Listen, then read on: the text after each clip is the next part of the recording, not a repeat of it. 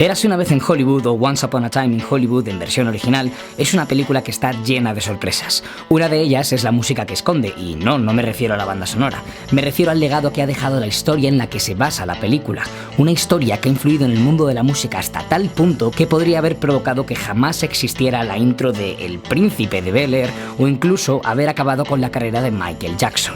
Este es Charles Manson, y aunque prácticamente no aparezca en toda la película, el argumento gira en torno a él, o mejor dicho, a los crímenes que cometió. A finales de los años 60, la corriente hippie era uno de los movimientos culturales más presentes en Estados Unidos, aunque en parte vino de Inglaterra, ya que los Beatles fueron uno de los principales precursores de esta tendencia. El lanzamiento de su disco Sgt. Pepper's, la retransmisión mundial por televisión de All You Need Is Love con más de 400 millones de espectadores, el llamado Verano del Amor, todo eso ocurrió en tan solo unos meses. Y enseguida el movimiento floreció como una nueva forma de contracultura. La música pop de la época fue la principal responsable de unir a un montón de gente que compartían ideales que tenían que ver con la paz, la serenidad y el amor libre. Y en medio de todo esto, Charlie Manson se alza como guía espiritual de esta tendencia, dando voz a estas ideas y creando un grupo de seguidores a los que más tarde se les conocería como La Familia. En esta nueva película, Tarantino narra la historia de uno de los terribles crímenes que comandó Manson y ejecutaron sus seguidores la noche del 8 de agosto de 1969. Esa noche, la familia Manson asesinó a Sharon Tate y a los acompañantes que se encontraban con ella en su casa de Cielo Drive en Hollywood. Tate era una actriz famosa en la época, conocida también por ser la mujer de Roman Polanski, el director de cine, que también vivía en esa casa, pero no se encontraba presente en el momento de los hechos. Y esto no es un spoiler, ni mucho menos. Tarantino lleva diciendo mucho tiempo que su película iba a ir sobre esto, que iba a estar basada en esta historia real, y de hecho ha querido estrenarla en estas fechas porque este agosto de 2019 se cumplían 50 años desde que tuvieron lugar estos acontecimientos. El porqué del crimen se desconoce, pero hay una pista que aporta una explicación a lo sucedido. Charles Manson quiso tener una carrera como músico. Consiguió entablar amistad con varios artistas famosos e incluso llegó a grabar varias canciones, y por si os lo estáis preguntando, sí, son públicas y se pueden escuchar en YouTube. La cosa es que uno de los músicos de los que se hizo amigo fue Dennis Wilson, batería de los Beach Boys. Dennis consiguió entregar una demo que había grabado Manson a Terry Melcher, un productor de la época, para que éste le produjera un disco. Pero a Melcher no le gustó nada el material y decidió no trabajar con Manson en su música. ¿Y qué tiene que ver todo esto con la historia de los asesinatos en casa de Sharon Tate? Bueno, pues que resulta que Terry Melcher era el anterior propietario de esa casa de Hollywood en la que se cometió el crimen. Hoy en día se desconoce si Manson sabía que la vivienda había pasado a manos de otras celebridades. Es posible que simplemente no fuera consciente y actuara a ciegas y por despecho, aun con fatales consecuencias en cualquiera de los casos. Pero basta ya de darle crédito, no le demos más importancia a él, sino a cómo quedó influenciado el mundo de la música a raíz de lo sucedido. Charles Manson quería meterse en el mundo de la música y lo hizo, influenciando a los artistas que tuvieron contacto con él o escucharon sus canciones. Como ya hemos dicho antes, entabló amistad con los Beach Boys y llegó a compartir algunas canciones con ellos. Incluso existe una pieza que compuso Manson y después versionaron los Beach Boys, cambiando la letra y el título, en contra de lo que él quería. Pero fijaos, son un calco la una de la otra. Cease to exist. Just come and say you love me. Cease to Guns N' Roses en su disco The Spaghetti Incident incluyeron una cover de uno de sus temas más famosos, pero al contrario que los Beach Boys, ellos la versionaron tal cual, sin cambiar nada de la letra. Look at your game, girl. Look at your game, girl.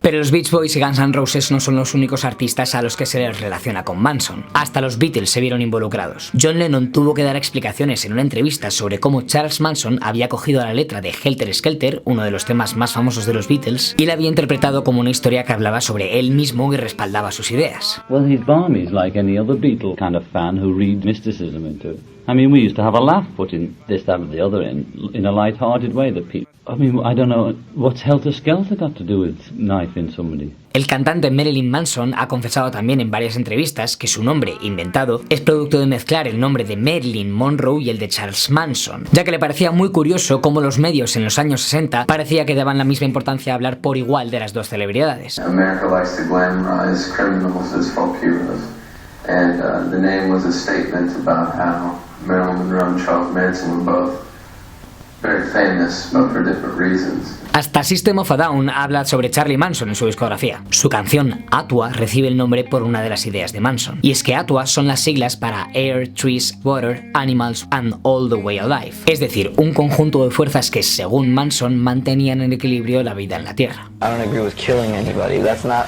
the side of the Charles Manson that I'm into. It's more of his ideas and his thoughts on society. Pero todo esto, por llamativo que sea, se queda pequeño en comparación con lo que casi podría haber pasado en la historia que cuenta Once Upon a Time in Hollywood. Hubo dos personas más que podrían haber muerto en la noche del asesinato. El actor Steve McQueen, famoso por aparecer en películas como La Gran Evasión o Los Siete Magníficos, y Quincy Jones, conocido actualmente por ser uno de los productores musicales más importantes de la historia, gracias a haber trabajado con artistas como Ray Charles o Frank Sinatra y haber dirigido producciones como el álbum Thriller de Michael Jackson o la serie El Príncipe de Bel-Air. Al oeste en Filadelfia crecía y vivía. Ambos estaban invitados a la cena que se iba a celebrar esa noche en casa de Sharon Tate, pero ninguno de los dos acudió por distintas razones. Steve McQueen encontró otro plan y Quincy Jones, bueno, hace solo unas semanas escribió un post en Instagram en el que cuenta cómo fue su parte de la historia. Y para los que ya hayáis visto la película, puede que esto resulte espeluznante.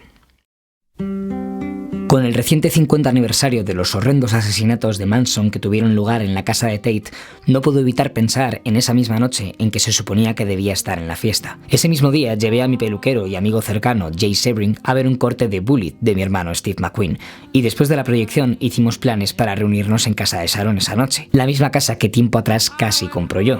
Jay me dijo que iba a traer un producto crecepelo para la calva que había en la parte posterior de mi cabeza, así que le dije que iría. Pero cuando llegué a mi casa cambié de opinión por ninguna razón en especial y me fui a la cama. A la mañana siguiente recibí la noticia y no podía creer lo que escuchaba. Acababa de estar con Jay, que estaba entre las víctimas. Se suponía que yo debía estar allí. La gente caminaba por Hollywood aterrorizada, en estado de shock. Eso no es algo que se olvide fácilmente. Mi corazón sigue estando con las familias de todos los afectados y siempre lo estará. Y hasta aquí el vídeo de hoy. Los asesinatos de Manson fueron uno de los acontecimientos más terribles en la historia de Estados Unidos en la década de los 60, pero también fueron muy mediáticos. Existe la sospecha de que todo fue planeado por alguien que no era Charlie Manson para desprestigiar el movimiento hippie e incluso acabar con él. La historia ha trascendido hasta nuestros días y, como habéis podido ver, ha influido un montón en la vida de muchos artistas que conocemos. 50 años después, en el cine. Espero que gracias a este vídeo, los que ya hayáis visto la película la hayáis podido entender un poco mejor, y los que no hayáis ido al cine aún o no tengáis idea de ir, hayáis podido conocer más de esta historia y cómo está relacionada con un montón de música de artistas que escuchamos. Nada más, nos vemos en el siguiente vídeo del canal. Hasta pronto. I stopped along the way.